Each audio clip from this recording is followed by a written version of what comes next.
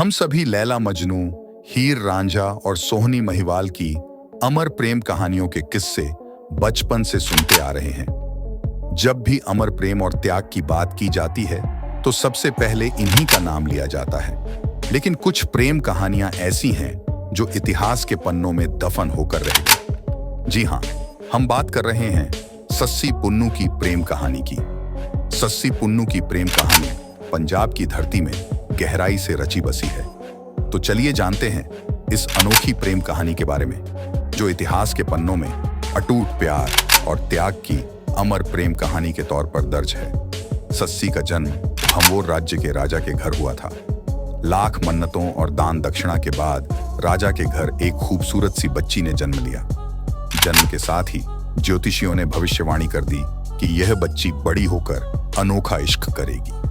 ये सुनते ही राजा और उसका पूरा परिवार परेशान हो गया और इतनी मन्नतों से मिली संतान को मारने का हुक्म दे दिया। लेकिन राजमंत्रियों ने बच्ची को सोने से भरी संदूक में डाल नदी में बहा देने का सुझाव दिया। बच्ची तूफानी नदी से बच निकली। नदी किनारे कपड़े साफ कर रहे धोबी की नजर उस पर पड़ी। धोबी ने नदी में डूबता उतर आता संदूक देखा और उसे निकाल कर खोला। इतना सारा सोना और नन्ही सी बच्ची को पाकर वह बहुत खुश हुआ। समय ने दोबारा करवट ली।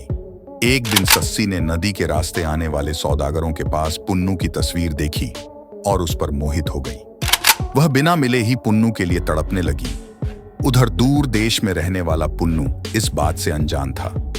सस्सी ने शर्त रखी कि वह पुन्नू को लेकर आए तो वह उसे छोड़ देगी। उधर माता पिता के मना करने के बाद भी सौदागरों ने पुन्नू को अपने साथ चलने के लिए मना लिया। पुन्नू को लेकर कारवां भंभोर लौटा।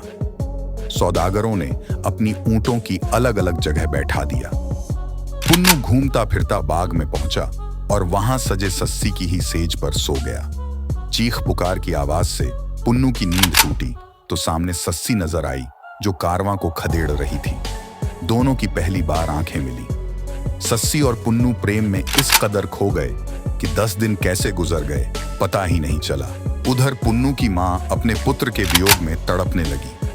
पुन्नू के भाइयों से मां का यह हाल देखा नहीं गया और वह पुन्नू को वापस लाने के लिए निकल पड़े।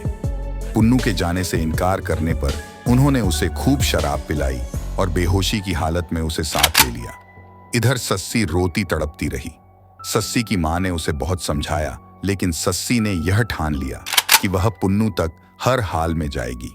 सस्सी की मां ने उसे लंबे जलते रेगिस्तान का डर दिखाया, लेकिन सस्सी तो पुन्नू से मिलने को बेकरार थी।